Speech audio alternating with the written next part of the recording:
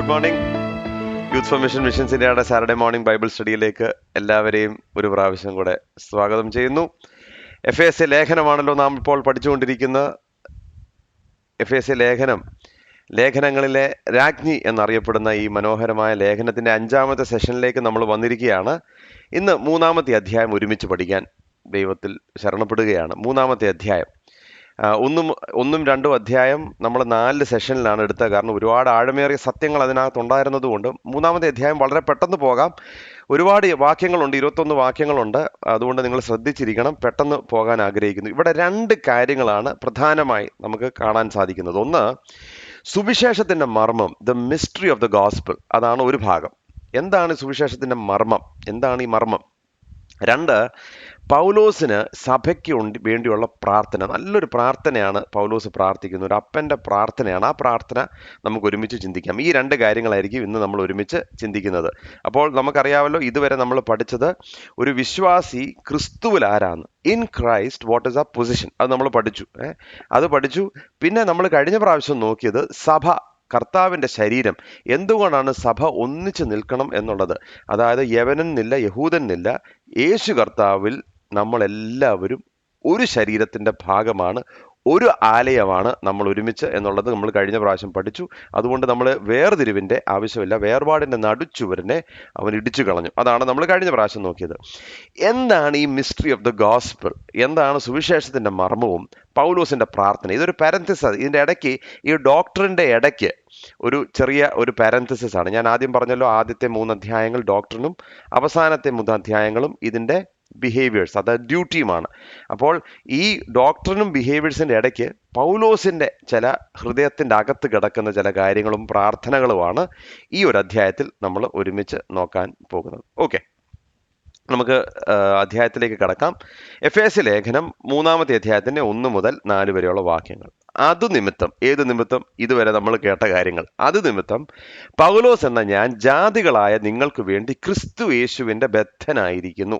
നിങ്ങൾക്കായി എനിക്ക് ലഭിച്ച ദൈവകൃപയുടെ വ്യവസ്ഥയെക്കുറിച്ച് ഞാൻ മീതെ ചുരുക്കത്തിൽ എഴുതിയതുപോലെ വെളിപ്പാടിനാൽ എനിക്കൊരു മർമ്മം അറിയായി വന്നു എന്ന് നിങ്ങൾ കേട്ടിട്ടുണ്ടല്ലോ.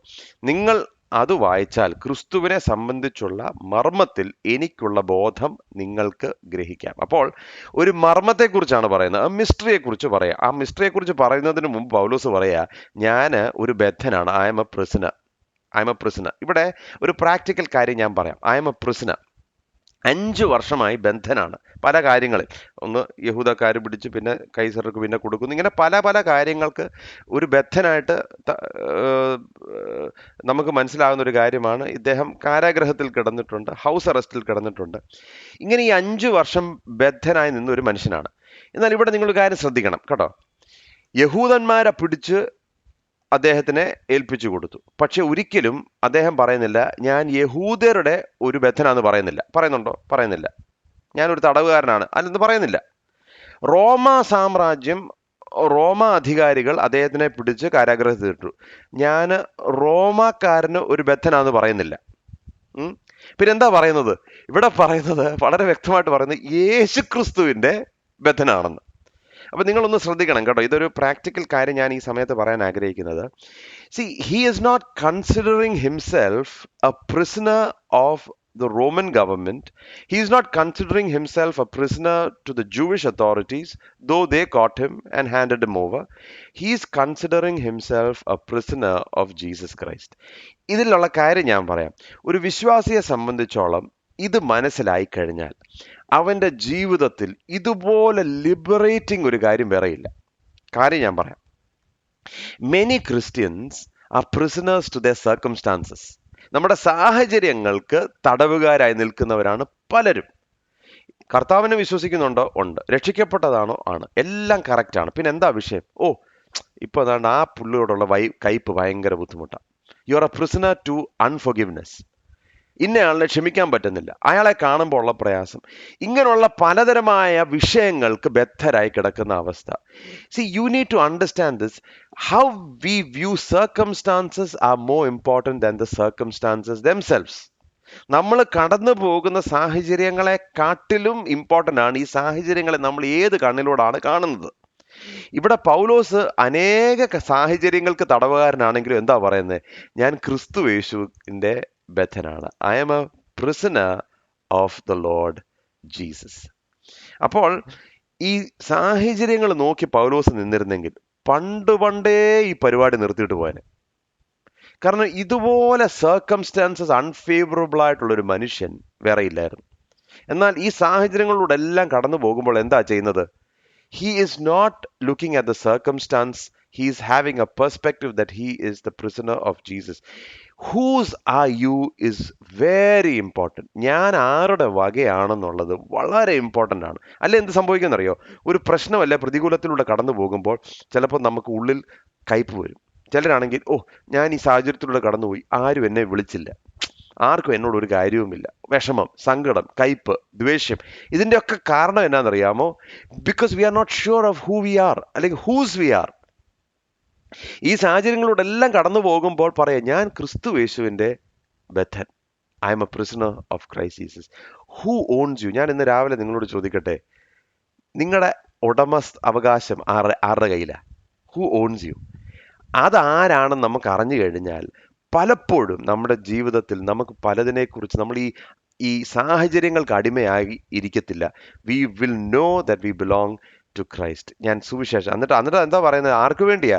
ജാതികൾക്ക്. നിങ്ങൾക്ക് എന്താ പറയുന്നത്? ഞാൻ ഈ ഒരു ബദ്ധനായിരിക്കുന്നത് നിങ്ങൾക്കായി എനിക്ക് ലഭിച്ച ദൈവകൃപയുടെ വ്യവസ്ഥയെക്കുറിച്ച് ഞാൻ മീതെ ചുരുക്കത്തിൽ എഴുതിയിരിക്കുന്ന പോലെ വെളിപ്പാടിനാൽ എനിക്കൊരു മർമ്മം അറിയായവ കൊണ്ട് ഞാൻ നിങ്ങൾക്ക് കേട്ടിട്ടുണ്ട്. നിങ്ങൾ അത് വായിച്ചാൽ ക്രിസ്തുവിനെ സംബന്ധിച്ചുള്ള മർമ്മത്തിൽ എനിക്കുള്ള ബോധം നിങ്ങൾക്ക് ഗ്രഹിക്കും. അപ്പോൾ എന്താണ് ഉദ്ദേശം? ഒറ്റ ഉദ്ദേശമുണ്ട്, ജാതികളായ നിങ്ങൾക്ക് വേണ്ടി ക്രിസ്തു യേശുവിൻ്റെ ബദ്ധനായിരിക്കും. I am a prisoner of Jesus for you. I am not a prisoner from my circumstances. I am not a prisoner of Rome. I am not a prisoner of the Jews. I am not a prisoner of the Gentiles. I am a prisoner of the Lord Jesus for you. അപ്പോൾ ഇങ്ങനെ നമ്മൾ ഇത് കാര്യങ്ങൾ കണ്ടു തുടങ്ങുമ്പോൾ അല്ലെ എന്ത് പറ്റുമെന്ന് പറയാം, ജീവിതത്തിൽ കയ്പിൻ്റെ അനുഭവങ്ങൾ വരുമ്പോൾ you will start playing the victim card. എപ്പോഴും ആളുകൾക്ക് പറ്റുന്നതായിരുന്നു നമ്മൾ വിക്ടിം. അയ്യോ ഞാൻ ഇങ്ങനല്ലേ, അയ്യോ ഇത് കണ്ടില്ലേ, അവർക്കാണെങ്കിൽ ഒരു കൂസലും ഇല്ലല്ലോ, അവരാണ് അവരുടെ വഴിക്ക് പോകുന്നു, അവരെന്താ വിളിക്കുന്നില്ല, അവർക്കൊരു കരുതലില്ലേ. ഇതിൻ്റെയൊക്കെ കാരണം ഞാൻ ആരുടെ ബദ്ധനാണെന്നുള്ള തിരിച്ചറിവില്ലാത്തത് കൊണ്ടാണ്. ക്രിസ്തു യേശുവിൻ്റെ ബദ്ധനാണെങ്കിൽ, if I know who my master is, who I am a slave of, ഇതെല്ലാം ഭയങ്കരമായിട്ട് നമുക്ക് എളുപ്പം ഹാൻഡിൽ ചെയ്യാൻ സാധിക്കും. It is very important. Perspective is very important in the life of a believer. അനേകർക്ക് അതില്ല. അതുകൊണ്ടാണ് സന്തോഷത്തിൻ്റെ അനുഭവം അവരുടെ ജീവിതത്തിൽ നിന്ന് നഷ്ടപ്പെട്ടു പോകുന്നത്. ഓക്കെ, എന്താണ് ഈ മർമ്മം? What is the mystery? ഇവിടെ പറയുന്നത് എന്താണ് മിസ്റ്ററി? 2-ാമത്തെ അധ്യായത്തിൽ പറഞ്ഞു എന്താണ് മർമ്മം. 1-ാമത്തെ മർമ്മം 15-ാമത്തെ വാക്യത്തിൽ, ക്രിസ്തു യേശുവിൽ നമ്മൾ പുതിയ സൃഷ്ടി. 2-ാമത്തെ മർമ്മം എന്താണ്? നമ്മൾ പുതിയ സൃഷ്ടികളെല്ലാം ഒരു ശരീരത്തിന്റെ ഭാഗമാണ്. 3 എന്താണ് പറയുന്നത്? ദൂരസ്ഥരായിരുന്ന ജാതികളായ നമ്മെ സമീപസ്ഥരാക്കി, ദൂരെ നിന്ന് നമ്മെ അവന്റെ അടുക്കലേക്ക് കൊണ്ടുവന്നു. 3-ാമത്തെ മർമ്മം. 4-ാമത്തെ മർമ്മം, എല്ലാവരും ക്രിസ്തു യേശുവിൽ ഒന്നാണ്. ആണും പെണ്ണൊന്നുമില്ല, യഹൂദൻ യവനെന്നില്ല, ഈ കാസ്റ്റ് ഇല്ല, ആ കാസ്റ്റ് ഇല്ല, ഉയർന്നവനെന്നില്ല, താണവനെന്നില്ല, പണക്കാരനെന്നില്ല, ഇങ്ങനൊരു സിസ്റ്റമേ ഇല്ല. യേശു ക്രിസ്തുവിന്റെ രാജ്യത്തിൽ എല്ലാവരും ഒന്നാണ്. 5 എന്താണ്? നാം എല്ലാം ദൈവത്തിന്റെ ആലയമായി കെട്ടപ്പെട്ടുകൊണ്ടിരിക്കുകയാണ്. അതിന്റെ മൂലക്കല്ലായിരിക്കുന്നത് യേശു ക്രിസ്തു. ഇതാണ് മർമ്മം. ഈ മർമ്മത്തെക്കുറിച്ചാണ് പൗലോസ് പറയുന്നത്. അപ്പൊ ഇവിടെ നമ്മൾ മനസ്സിലാക്കേണ്ട കാര്യം എന്നാണെന്നറിയോ? ഈ പൗലോസിന് ലഭിച്ച മർമ്മത്തിന്റെ ആഴം എത്ര വലുതാ. ഇപ്പോൾ റോമാലേഖനം നമ്മൾ വായിക്കുന്നു, ഗലാത്യ ലേഖനം വായിക്കുന്നു, എഫേസ് ലേഖനം വായിക്കുന്നു, കൊരിന്ത് ലേഖനം വായിക്കുമ്പോൾ ഈ മർമ്മങ്ങളൊക്കെ നമുക്ക് ഇങ്ങനെ മുത്തുകൾ പോലെ വെളിപ്പെട്ട് കിട്ടുകയാണ്. പക്ഷെ പൗലോസിന് എങ്ങനെ ഇത് കിട്ടി? പൗലോസിന് ഇത് ലഭിച്ചത് കൊണ്ടാണ് അല്ലേ? എനിക്ക് ലഭിച്ച വെളിപ്പാടിന്റെ ആധിക്യത്താൽ എന്നൊക്കെ പറയുന്നുണ്ട് പൗലോസ്. പിന്നെ ഈ പൗലോസ് ഈ വെളിപ്പാട് കിട്ടിയപ്പോഴേ എന്താ സംഭവിച്ചത്? വെളിപ്പാട് കിട്ടി, എനിക്ക് വെളിപ്പാട് കിട്ടി, എനിക്ക് ഭയങ്കര വെളിപ്പാട്, അതല്ല പൗലോസ് പറയുന്നത്. അത് നിമിത്തം ക്രിസ്തുയേശുവിന്റെ ഒരു ബദ്ധനായി ഏതും സഹിക്കാൻ ഞാൻ തയ്യാറായി. അതാണ് പൗലോസിന് സംഭവിച്ചത്. ഇന്ന് അനേകർക്ക് വെളിപ്പാടുണ്ടെന്നൊക്കെ പറയുന്നുണ്ട്, ആ പുതിയ വെളിപ്പാട്. പക്ഷെ ക്രിസ്തുവിന് വേണ്ടി കഷ്ടം സഹിക്കാൻ വില്ലിങ് ആണോ ആ വെളിപ്പാട് നിമിത്തം? അല്ല. You're not willing. You have only something that is comfortable for you, something that is നമുക്ക് നമ്മുടെ ചെവികൾക്ക് കേൾക്കാൻ താല്പര്യമുള്ള ചില വെളിപ്പാടുകൾ. അങ്ങനല്ല പൗലോസ് പറയുന്നത്. പൗലോസ് പറയുന്നത് ഇതിനു വേണ്ടി ഞാൻ എന്തും സഹിക്കും, ഏത് കഷ്ടവും സഹിക്കും. കാരണം യേശു ക്രിസ്തുവിനെ കുറിച്ചുള്ള വെളിപ്പാട് അത്ര ആഴമേറിയതാണ്. അതുകൊണ്ട് ഇത് ജാതികൾക്ക് പറഞ്ഞു കൊടുക്കുന്നത് വരെ എൻ്റെ ജീവിതത്തിൽ ഏത് കഷ്ടവും സഹിക്കാൻ ഞാൻ തയ്യാറാണ്. പ്രിയമുള്ളവരെ, സുവിശേഷത്തിന് വേണ്ടി എന്തെങ്കിലും ചെയ്യണമെന്നുണ്ടെങ്കിൽ ആദ്യം നമുക്ക് കിട്ടേണ്ടത് യേശു ക്രിസ്തുവിൻ്റെ വെളിപ്പാടാണ്. We need a revelation of Christ himself. യേശു ക്രിസ്തുവിനെ കുറിച്ച് എനിക്ക് വലിയ വെളിപ്പാടുണ്ടാകുമ്പോൾ എന്താ സംഭവിക്കുന്നത്? അവന് വേണ്ടി എന്തും ചെയ്യാൻ ഞാൻ തയ്യാറാണ്. ഏത് വില കൊടുക്കാനും ഞാൻ തയ്യാറാണ്. എവിടെ പോകാനും ഞാൻ തയ്യാറാണ്. കാരണം എന്നാ? ഈ മർമ്മം എനിക്ക് വെളിപ്പെടുത്തി കിട്ടി. സോ ഓൾവേസ് വി ഷുഡ് പ്രേ, കർത്താവെ, ആ മർമ്മം എന്ന് പറഞ്ഞാൽ സത്യം നമുക്കറിയാം, കാരണം വചനത്തിലൂടെ ആ സത്യം നമുക്കറിയാം. എന്നാൽ യേശുക്രിസ്തു എന്ന് പറയുന്ന ഫുൾനെസ്സിലേക്ക് എന്താണത് എന്നുള്ള ആ വലിയ ആ സൗന്ദര്യം എനിക്കിവിടെ കർത്താവെ നീ കാണിച്ചു തരണം എന്നുള്ളത്, ആ വെളിപ്പാടിൻ്റെ ആധിക്യം എനിക്ക് വർദ്ധിക്കുമ്പോഴാണ് ഈ കർത്താവിന് വേണ്ടിയും സുവിശേഷത്തിന് വേണ്ടിയും എന്തും ഞാൻ സഹിക്കാൻ തയ്യാറാകുന്നത്. ഓക്കെ, ഇപ്പോൾ എന്താണ് പിന്നെ പറയുന്നത്?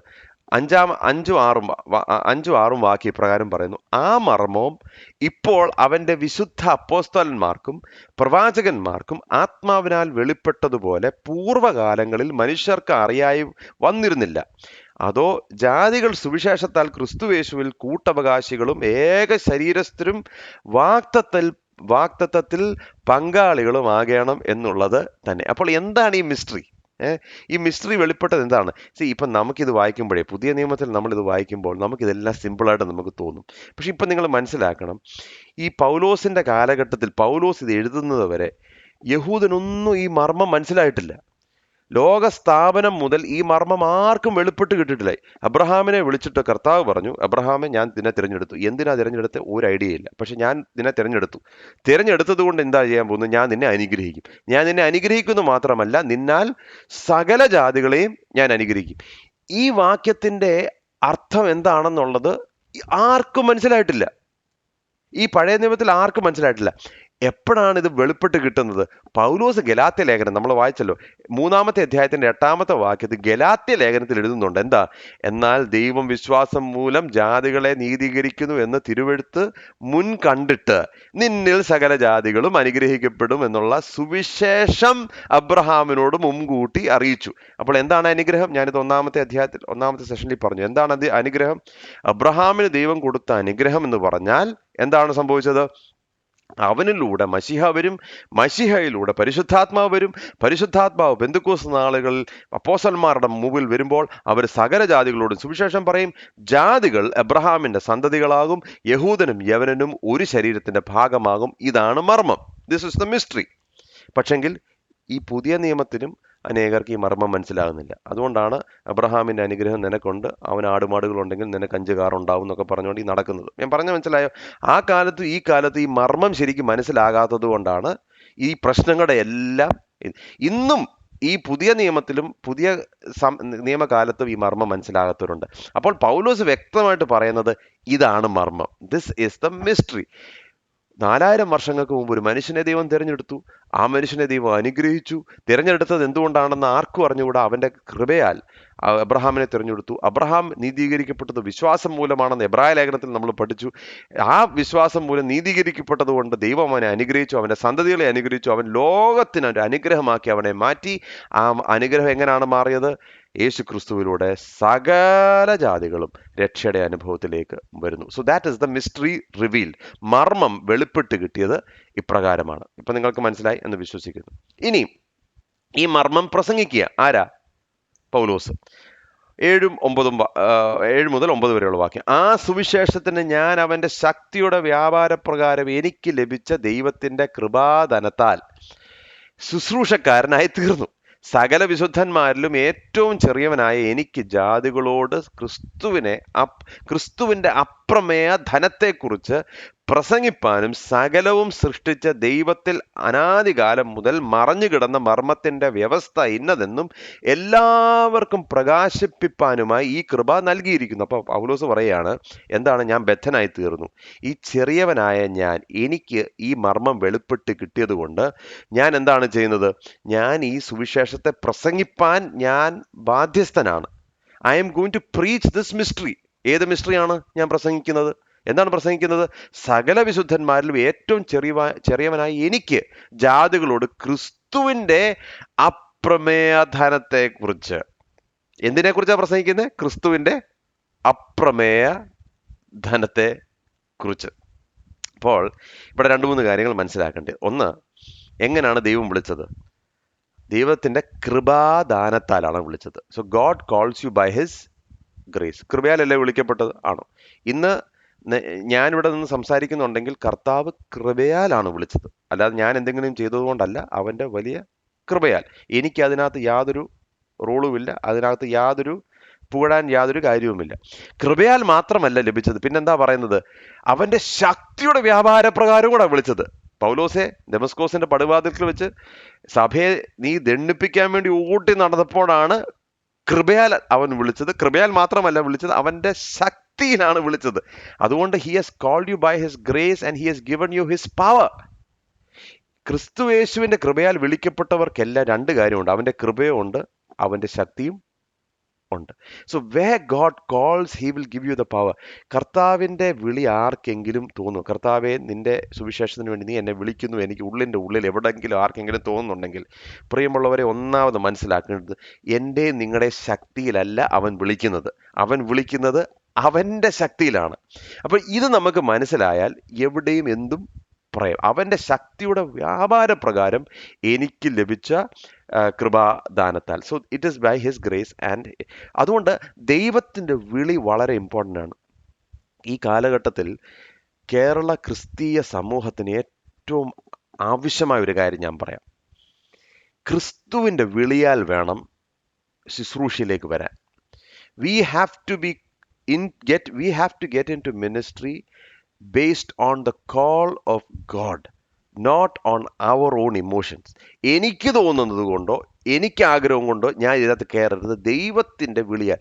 അതുകൊണ്ടാണ് യെരമ്യാ പ്രവാചകൻ 23-ാമത്തെ അധ്യായത്തിൽ പറയുന്നത്, കർത്താവ് പറയാണ്, ഞാൻ ഈ പ്രവാചകന്മാരെ അയക്കാതിരുന്നിട്ടും അവർ ഓടി, ഞാൻ അവരോട് അരുളി ചെയ്യാതിരുന്നിട്ടും അവർ പ്രവചിച്ചു. എന്നെ സംബന്ധിച്ചോളം ഈ കാലഘട്ടത്തിൽ വളരെ വളരെ ഇമ്പോർട്ടൻ്റ് ആയിട്ടൊരു ഭാഗമാണ്. വ്യാജ സ്വപ്നങ്ങളെ പ്രവചിച്ച് വിവരിച്ച് ഭോഷ്ക് കൊണ്ട് വ്യർത്ഥ പ്രസംഗങ്ങൾ കൊണ്ടും എൻ്റെ ജനത്തെ തെറ്റിച്ച് കളയുന്നവർക്ക് ഞാൻ വിരോധമാകുന്നു എന്ന് യഹോവയുടെ അരുളപ്പാട്. ഞാൻ അവരെ അയച്ചിട്ടില്ല, അവരോട് കൽപ്പിച്ചിട്ടില്ല. അവർ ഈ ജനത്തിന് ഒട്ടും പ്രയോജനമായിരിക്കുകയുമില്ല എന്ന് യഹോവയുടെ അരുളപ്പാട്. ഇത് നിങ്ങൾ ശ്രദ്ധിച്ചോ പ്രിയമുള്ളവർ? പഴയ നിയമത്തിൽ യെരമ്യാ പ്രവാചകനോട് ദൈവം കള്ളപ്രവാചകന്മാരെ കുറിച്ച് പറയുകയാണ്, ഈ കാലഘട്ടത്തിൽ ഇതുപോലെ പ്രസക്തിയുള്ള ഒരു കാര്യമില്ല. ഞാൻ അവരെ അയക്കാതിരുന്നിട്ട് അവർ ഓട്ടടോ ഓട്ടം, അവിടെ പോകുന്നു ഇവിടെ പോകുന്നു, അവിടെ പറക്കുന്നു ഇവിടെ പറക്കുന്നു, ഓട്ടടോ ഓട്ടം. ഞാൻ അവരെ അയച്ചിട്ടില്ല, അവർ പോവുക. ഞാൻ അവരോട് അരുളി ചെയ്തിട്ടില്ല, എന്നിട്ട് അവരങ്ങ് പ്രവചിക്കുക. ആത്മാവിൽ ഞാൻ വിളിച്ചു പറയുക. എന്തുവാ വിളിച്ചു പറയുന്നത്? എന്തെങ്കിലും പറയുന്ന കൂട്ടത്തിൽ ആത്മാവും കർത്താവും എന്നൊക്കെ പറഞ്ഞു കഴിഞ്ഞാൽ ഉടനെ ദൈവത്തിൽ നിന്നാകത്തില്ല. ഇത് പ്രിയമുള്ളവരെ നമ്മുടെ ഈ കാലഘട്ടത്തിന്റെ ക്യാൻസറായി വന്നിരിക്കുകയാണ്. ആരെങ്കിലും എഴുന്നേറ്റ് നിന്ന് ആത്മാവിൽ അങ്ങ് ശക്തിയോടെ അങ്ങ് പറയുകയാണ്, ആത്മാവിൽ ഞാൻ അങ്ങ് പ്രവചിക്കുക. എന്താണ് ഈ ആത്മാവിൽ പ്രവചിക്കുന്നത്? കർത്താവ് പറഞ്ഞത് വല്ലതും ആണോ ഈ പറയുന്നത്? ഈ കാലഘട്ടത്തിന്റെ വലിയ പ്രശ്നമാണ്. സോ ബിഫോർ എനിവൺ ടേക്സ്, അതുകൊണ്ടാണ് ദൈവവചനവുമായിട്ട് ചേർന്ന്, ഈയിടെ ഞാൻ ഒരാൾ പ്രസംഗിക്കുന്ന കേൾക്കുക, ഈ ഇന്നലെയോ മിനിഞ്ഞാന്നെങ്ങാണ്ട്, I do not preach theology, I am preaching my experience എന്ന് പറയുമ്പോഴത്തേക്ക് എല്ലാവരും കൈയടിക്കുക. എടാ, തിയോളജി പ്രസംഗിക്കുന്നില്ലെങ്കിൽ പിന്നെ എന്താ പിന്നെ പ്രസംഗിക്കേണ്ടത്? I do not preach theology, I am preaching my experience. അതുകൊണ്ടാണ് ആളുകൾ വഴിതെറ്റത്. Your experience is not the gospel. You need to preach the right theology. എൻ്റെ എക്സ്പീരിയൻസ്, അങ്ങനെയാണ് എനിക്ക് പല എക്സ്പീരിയൻസ് ഉണ്ടല്ലോ. ഈ എക്സ്പീരിയൻസ് എല്ലാം കൂടെ ആണോ എൻ്റെ വിഷയം? പൗലോസിന് ഇതുപോലെ എക്സ്പീരിയൻസ് ഉള്ള മനുഷ്യൻ, പുള്ളി തന്നെ പറയാം 3-ാം സ്വർഗത്തോളം. പക്ഷെ ഞാൻ അതിനെക്കുറിച്ചൊന്നും പറയുന്നില്ല, കാരണം അത് പറഞ്ഞിട്ട് കാര്യമില്ല. പിന്നെ എന്താണ് ഞാൻ പ്രസംഗിക്കുന്നത്? I preach Christ. Correct theology പ്രസംഗിച്ചാൽ മാത്രമേ ഒക്കത്തുള്ളൂ. അപ്പോൾ ഇവിടെ നമ്മൾ ശ്രദ്ധിക്കേണ്ട ഒരു വിഷയം 2-3 കാര്യങ്ങൾ. പിന്നെ ഇതിനോട് ചേർന്ന് പറയുന്ന ഒരു കാര്യം, ഇവിടെ എന്താ പറയുന്നറിയോ? ദൈവത്തിൻ്റെ കൃപാദാനത്താൽ ഞാൻ എന്തായി തീർന്നു? ഞാൻ ശുശ്രൂഷക്കാരൻ ആയിത്തീർന്നു. Then and now, the man who is genuinely called by God is in constant danger of losing his effectiveness by coming to think of himself as more than a servant. ഞാൻ ഒരു ശുശ്രൂഷക്കാരൻ്റെ മുകളിലായി ഞാൻ എന്നെ തന്നെ വെച്ചിട്ടുണ്ടെങ്കിൽ ഞാൻ വളരെ ഡേഞ്ചറസ് റോഡിലൂടെയാണ് യാത്ര ചെയ്യുന്നത്.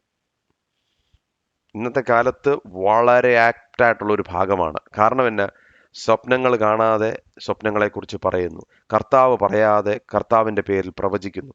അത് മാത്രമല്ല, ഒരു ശുശ്രൂഷക്കാരൻ്റെ നിലയിൽ നിന്ന് ഞാൻ ആരാ നിനക്കറിയാമോ, ഞാൻ പറഞ്ഞാൽ അങ്ങനാണ് ഇങ്ങനാണ്, അഹങ്കാരം, ഗർവം, ഇതെല്ലാം വരുന്നത് കാരണം, അതിൻ്റെ കാരണം ഇതാണ്: ഞാനൊരു ശുശ്രൂഷക്കാരനാണെന്നുള്ള കാര്യം ഞാൻ മറന്നു, ക്രിസ്തു യേശുവിൻ്റെ ഒരു ബദ്ധനാണെന്നുള്ള കാര്യം മറന്നു. I have forgotten that I am a prisoner of Christ. ഈ ഡെസിഗ്നേഷൻ ഇന്ന് ആർക്കും വേണ്ട. ശ്രദ്ധിച്ചിട്ടുണ്ടോ? ഇന്ന് ആർക്കും ഈ ഡെസിഗ്നേഷൻസ് ഒന്നും വേണ്ട. ഞാൻ ക്രിസ്തുവിൻ്റെ ബദ്ധനാന്നുള്ളത് ആർക്കെങ്കിലും വേണോ? ശുശ്രൂഷക്കാരനാണ്? ഇല്ല. They all want names like അഭിഷക്തനാണ്, I am a prophet, I am an apostle. ഇതൊന്നും അല്ല പ്രിയമുള്ളവർ. These are all things. See we have moved so far away from early Christianity. നമ്മൾ എത്രയോ ദൂരത്തായി നിൽക്കുകയാണ്. എളിമ നഷ്ടപ്പെട്ടു. എല്ലാം ഗർവത്തിലാണ് നാം ഇപ്പോൾ ശുശ്രൂഷിക്കുന്നത്. കർത്താവ് പറയാത്ത കാര്യം നമ്മൾ പറയാൻ നമ്മൾ ആരാ? Who are we? എന്താ കർത്താവ് അവരെ കുറിച്ച് പറയുന്നറിയോ? ഞാൻ അവരെ അയച്ചിട്ടില്ല, അവർ ഈ ജനത്തിന് ഒട്ടും പ്രയോജനമായിരിക്കുകയുമില്ല എന്ന് യഹോവയുടെ അരുളപ്പാട്. They are of no use to the people. എല്ലാവരും കൈയൊക്കെ അടിക്കുന്നുണ്ട്, but they are of no use to these people. ഈ കാലഘട്ടത്തിൽ ഒരുപാട് ശ്രദ്ധിക്കേണ്ട ഒരു കാര്യം ഇവിടാണ് പൗലോസ് ഈ മർമ്മത്തെ പ്രസംഗിക്കുന്നത്. ഈ മർമ്മത്തിൻ്റെ പേർപ്പസ് എന്താണ് ഇതിൻ്റെ ഉദ്ദേശം? എഫേസ്യ ലേഖനം 3:10 മുതൽ 13 വരെ. അങ്ങനെ ഇപ്പോൾ സ്വർഗത്തിൽ വാഴ്ചകൾക്കും അധികാരങ്ങൾക്കും ദൈവത്തിൻ്റെ ബഹുവിധമായ ജ്ഞാനം അവൻ നമ്മുടെ കർത്താവായ യേശുക്രിസ്തുവിൽ നിവർത്തിച്ച അനാദി നിർണയ പ്രകാരം സഭ മുഖാന്തരം അറിവായി വരുന്നു. അവനിൽ ആശ്രയിച്ചിട്ട് അവങ്കിലുള്ള വിശ്വാസത്താൽ നമുക്ക് ധൈര്യവും പ്രവേശനവും ഉണ്ട്. അതുകൊണ്ട് ഞാൻ നിങ്ങൾക്ക് വേണ്ടി സഹിക്കുന്ന കഷ്ടങ്ങൾ നിങ്ങളുടെ മഹത്വമാകയാൽ അവ നിമിത്തം അധൈര്യപ്പെട്ടു പോകരുത് എന്ന് ഞാൻ അപേക്ഷിക്കുന്നു. എന്താണ് ഇതിൻ്റെ ഉദ്ദേശം? എന്തുകൊണ്ടാണ് ദൈവം ഈ മർമ്മം നമുക്ക് സഭയിലുള്ള വെളിപ്പെട്ട് കിട്ടിയിരിക്കുന്നത്? ഇതിൻ്റെ കാരണം ഇത്രയേ ഉള്ളൂ. ഇവിടാണ് മനസ്സിലാക്കേണ്ടത്. സ്വർഗത്തിൽ വാഴ്ചകൾക്കും അധികാരങ്ങൾക്കും ദൈവത്തിൻ്റെ ബഹുവിധമായ ജ്ഞാനം അറിയിപ്പാനാണ്. സോ സ്വർഗത്തിലുള്ള വാഴ്ചകളുണ്ട്. There are rulers and authorities in heavenly places, mainly angels, അല്ലേ? അവരോട് അറിയിക്കുന്നതാണ് ദൈവത്തിൻ്റെ ജ്ഞാനം എത്ര വലുതാണ്. അത് ഒരു വേറെ വിഷയമാണ്. അതിലേക്ക് ഞാനിപ്പോൾ കടന്നാൽ ഒരുപാട് സമയം പോകും. ചുരുക്കത്തിൽ സാത്താനോടും, അതായത് നല്ല ദൂതന്മാരോടും അതുപോലെ തന്നെ സാത്താൻ്റെ സൈന്യത്തോടും ദൈവത്തിൻ്റെ ജ്ഞാനം എത്ര വലുതാണെന്ന് വിളിച്ചറിയിക്കുന്നതാണ് സുവിശേഷത്തിൻ്റെ മർമ്മം. അതെന്താണെന്ന് ചോദിച്ചാൽ പെട്ടെന്ന് ഞാൻ പറയാം. പറയാൻ പോയാൽ പിന്നെ ഇപ്പം നമ്മുടെ സമയം മുഴുവൻ പോവും. എന്നാൽ ഒരു 30 സെക്കൻഡ് കാര്യം പറയാം. സ്വർഗത്തിൽ ലൂസിഫർ ദൈവത്തോട് മറുതലിച്ചു, ഇല്ലയോ? മറുതലിച്ചിട്ട് അവനെ സ്വർഗത്തിൽ നിന്ന് 3 ദൂതന്മാരുമായി എടുത്തു കളഞ്ഞപ്പോൾ ദൈവത്തിന് അവനെ ആ സമയത്ത് തന്നെ നശിപ്പിക്കാമായിരുന്നു, അല്ലേ? ചെയ്തില്ല. പിന്നെ എന്താണ് ഇപ്പം ദൈവം ചെയ്യുന്നതെന്നറിയാമോ? ദൈവം സഭയെ സ്ഥാപിക്കുകയാണ്. ദൈവം സഭയെ സ്ഥാപിച്ച്, ഞാൻ ആ വിഷയത്തിലേക്ക് പോയാൽ ഒരുപാട് അങ്ങ് നീണ്ടുപോകും. ഓക്കെ, അതങ്ങ് ഇപ്പോൾ basically what God wants to do is he wants to prove to the angelic realm that നിങ്ങൾ ചിന്തിച്ച പോലല്ല, എൻ്റെ സഭയിലൂടെ through his church he wants to declare his glory. അതുകൊണ്ടാണ് എബ്രായ ലേഖനത്തിൽ പറയുന്നത്, ദൂതന്മാർ പോലും, പത്രോസൊക്കെ പറയുന്നൊരു കാര്യമുണ്ട്, ഈ വിഷയങ്ങളിലേക്ക് ആരായും ദേ വോണ്ട് ടു നോ എന്താണ് ഈ സംഭവിക്കുന്നത്. The ultimate purpose of the church, ഈ സഭയുടെ ദൗത്യം എന്ന് പറയുന്നത് എന്തെങ്കിലും ചെയ്തു കൂട്ടുക എന്നുള്ളതല്ല, പിന്നെയോ ഇതിലൂടെ ഒക്കെ ദൈവത്തിന് മഹത്വം കൊണ്ടുവരിക എന്നുള്ളതാണ്. അതായത് ദൈവത്തിന് മഹത്വം എന്ന് പറയുന്നത് ഈ ലോകത്തിൽ മാത്രമല്ല, ദൈവത്തിൻ്റെ ജ്ഞാനം എത്ര വലുതാണെന്നുള്ളത് സ്വർഗത്തിലെ വാഴ്ചകൾ പോലും അറിയുന്ന വിധത്തിലാണ് ദൈവം ഈ സഭയെ സ്ഥാപിച്ചിരിക്കുന്നത്. അത് നമുക്ക് എപ്പോഴെങ്കിലും ഈ സഭയുടെ മഹത്വത്തെക്കുറിച്ച് നമുക്കൊന്ന് ചിന്തിക്കുമ്പം നമുക്കതിനെക്കുറിച്ച് പറയാം. അതുകൊണ്ടാണ് ദൈവത്തിൻ്റെ ഏറ്റവും ക്ലോസസ്റ്റ് ആയിട്ടുള്ളതാണ് ദൈവത്തിൻ്റെ സഭ. His church is very close to his, it's his body, ദൈവത്തിൻ്റെ ശരീരമാണ്. അപ്പോൾ ദൈവത്തിൻ്റെ മഹത്വകരമായ പദ്ധതിയുടെ ഭാഗമാണ് ദൈവസഭ. കാരണം ആ പദ്ധതിക്കകത്ത് എന്താ സംഭവിക്കുന്നത്? What is going to happen? He is going to use the church to reveal his glory. തൻ്റെ സഭയിലൂടെ തൻ്റെ മഹത്വത്തെ വർണ്ണിക്കുന്നു. താൻ ഉണ്ടാക്കിയ പ്രപഞ്ചത്തിലൂടെ മാത്രമല്ല, താൻ സൃഷ്ടിച്ച ഈ വലിയ നക്ഷത്രങ്ങളും അതിലൂടെ മാത്രമല്ല, സഭയിലൂടാണ് ദൈവം തൻ്റെ മഹത്വത്തിലേക്ക് കൊണ്ടുവരാൻ ആഗ്രഹിക്കുന്നത്. ഇപ്പം ഞാൻ ഉദാഹരണം പറഞ്ഞാൽ, ദൂതന്മാർ ദൈവമഹത്വം എവിടെ കണ്ടിട്ടുണ്ട്? They have seen the power of God in creation, ഇല്ലയോ? ദൂതന്മാർ കണ്ടു, വെളിച്ചം ഉണ്ടാകട്ടെ എന്ന് പറഞ്ഞപ്പോൾ ഉണ്ടാകുന്ന അവർ കണ്ടു. വെള്ളങ്ങൾ ഉണ്ടാകട്ടെ എന്ന് പറഞ്ഞപ്പോൾ ഉണ്ടാകുന്നു, ലോ എന്തുണ്ടാകട്ടെ എന്ന്. അപ്പൊ so they saw the power of God in creation. They saw the wrath of God on Mount Sinai. Sinai പർവ്വതത്തിൽ ദൈവക്രോധം എന്താണെന്നുള്ളത്, കാരണം ദൂതന്മാർക്ക് ക്രോധം എന്തോന്ന് അറിയത്തില്ല. അവർ ആ കാണുന്നത് സീനായ് പർവ്വതത്തിൽ കണ്ടു. പാപത്തോടെ ദൈവം എന്തുമാത്രം വെറുത്തു നിൽക്കുന്നു എന്നുള്ളത് സീനായ് മലയിൽ കണ്ടു. പിന്നെ ദൈവസ്നേഹം എവിടാ കണ്ടത്? കാൽവറി ക്രൂശിൽ ദൈവസ്നേഹം എന്താ? ദൂതന്മാർക്ക് ഈ കാൽവറി ക്രൂശിലെ സ്നേഹം അനുഭവിക്കാനുള്ള യോഗമില്ല കേട്ടോ, ഉള്ള കാര്യം അത് നമുക്കേ ഉള്ളൂ. അപ്പോൾ ദൈവസ്നേഹം എന്തോ ആണെന്നുള്ളത് കാൽവറി ക്രൂശിൽ കണ്ടു. പിന്നെ ദൈവത്തിന്റെ പരിജ്ഞാനം എവിടാ കാണുന്നത്? They see the wisdom of God. യഹൂദൻ, യവനൻ ഇരുവരും കൂടെ ചേർന്നല്ലേ ദൈവപുത്രനെ ക്രൂശിച്ചത്. നരകത്തിലേക്ക് പോകുന്ന വഴിയിൽ ഈ ഇരുവരെയും രക്ഷിച്ച് ഒരു ശരീരമാക്കി ക്രൂശിലൂടെ ദൈവവുമായിട്ടുള്ള ബന്ധത്തെ ശരിപ്പെടുത്തിയ വലിയ ദൈവ പരിജ്ഞാനം എന്താണെന്നുള്ളത് അവരെങ്ങനെയാ കാണുന്നത്? സഭയെ നോക്കുമ്പോഴാണ് കാണുന്നത്. നിങ്ങൾ ഇതിനെക്കുറിച്ച് പിന്നെ ഒന്ന് ചിന്തിച്ചാൽ മതി കേട്ടോ. ഞാൻ ഇത്രയും പറഞ്ഞ കാര്യങ്ങളൊക്കെ നിങ്ങൾ പിന്നെ ഒന്നുകൂടെ ഒന്ന് ചിന്തിച്ചാൽ മതി.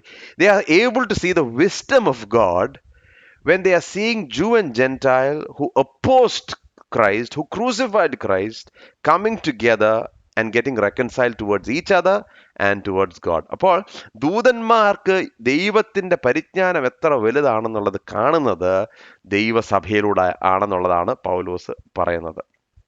അപ്പോൾ ഇതെല്ലാം പറയുന്നതിന്റെ കാരണം എന്നാ? പൗലോസ് പറയാം, ഇത്രയും വർഷങ്ങൾ ഞാൻ ബദ്ധനായിരുന്നു, ഞാൻ ഒരുപാട് കഷ്ടങ്ങളിലൂടെ കടന്നു, കപ്പൽ ഛേദത്തിലൂടെ കടന്നുപോയി, പട്ടിണിയിൽ, നഗ്നത, അത് മാത്രമല്ല ചാട്ടവാർ, ഇതെല്ലാം ഞാൻ അനുഭവിച്ചത് എന്തിനു വേണ്ടിയാ? ഇതെല്ലാം ഞാൻ ചെയ്യുന്നത് എന്താ? ഞാൻ നിങ്ങളുടെ മഹത്വം, എന്താണ് പറയുന്നത് 13-ാമത്തെ, അതുകൊണ്ട് ഞാൻ നിങ്ങൾക്ക് വേണ്ടി സഹിക്കുന്ന കഷ്ടങ്ങൾ നിങ്ങളുടെ മഹത്വമാകിയാൽ അവ നിമിത്തം അധൈര്യപ്പെട്ടു പോകരുത് എന്ന് ഞാൻ അപേക്ഷിക്കുന്നു. പൗലോസ് പറയാ, ഞാൻ ഇതെല്ലാം സഹിക്കുന്നത് എന്താണെന്നറിയാമോ? ദൈവത്തിന്റെ മഹത്വം നിങ്ങളിലൂടെ വെളിപ്പെടാൻ പോവുകയാണ്. The glory of God is going to get revealed through U.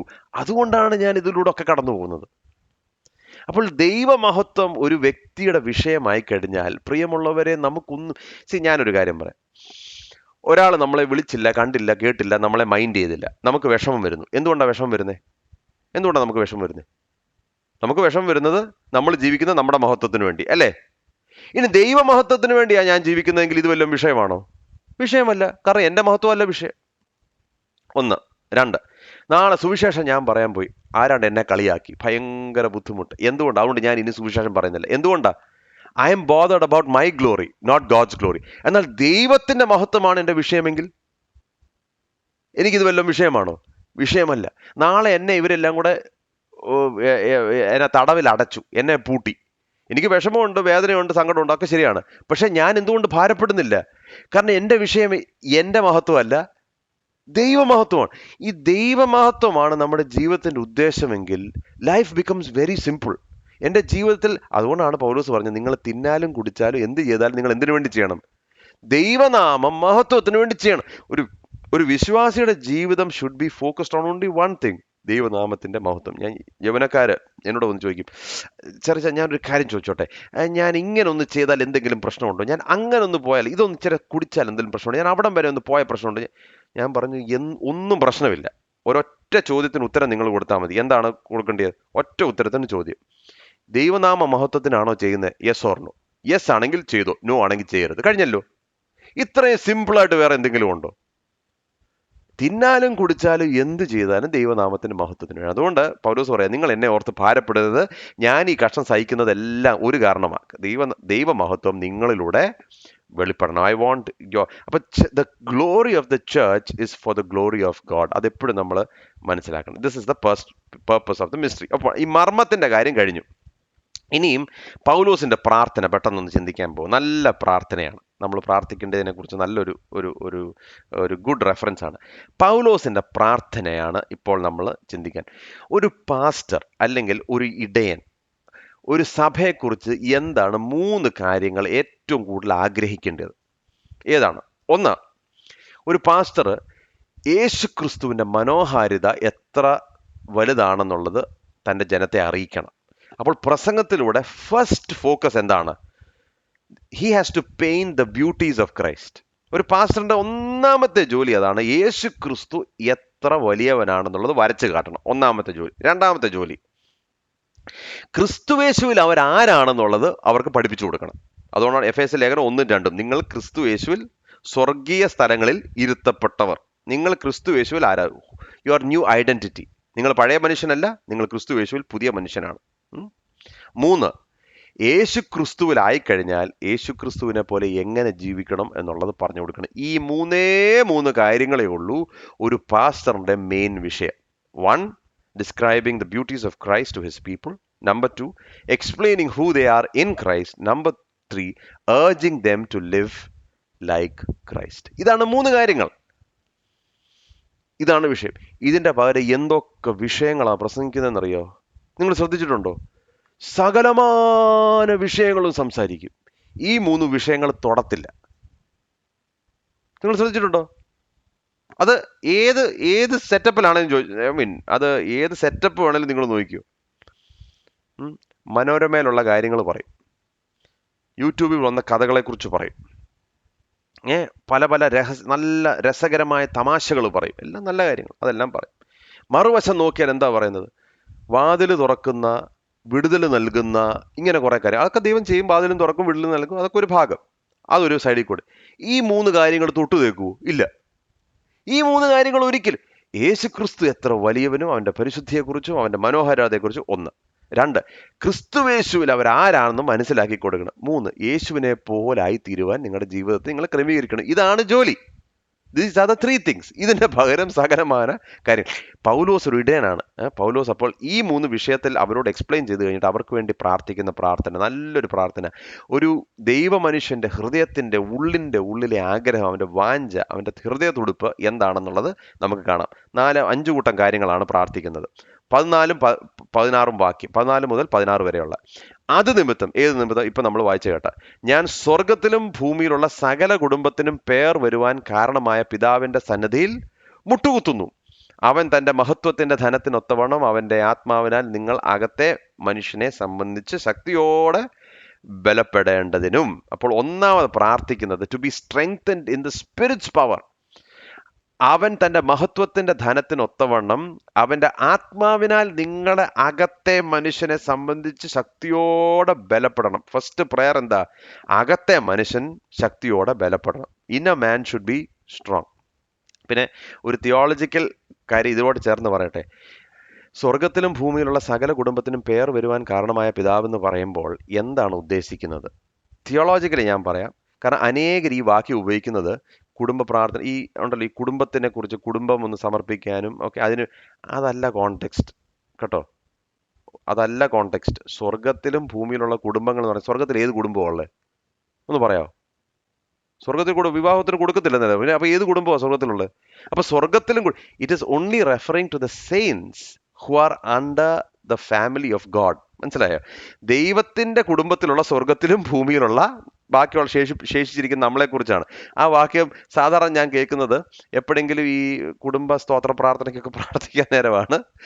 സ്വർഗത്തിൽ എപ്പോഴും പറയുന്നത് സ്വർഗത്തിലും ഭൂമിയിലുള്ള സകല കുടുംബത്തിനും പേർ വരുവാൻ കാരണം. അതല്ല അതിന്റെ കറക്റ്റ് എക്സാമ്പിൾ. പിന്നെ അങ്ങനെ ഉപയോഗിക്കുന്നുണ്ട്, വലിയ മിസ്റ്റേക്ക് ഒന്നും ഉണ്ടെന്നല്ല ഞാൻ ഈ പറയുന്നത്. But I'm just saying, okay, നമ്മൾ അറിഞ്ഞിരിക്കാൻ വേണ്ടി ഞാൻ പറഞ്ഞു എന്ന് മാത്രമേ ഉള്ളൂ.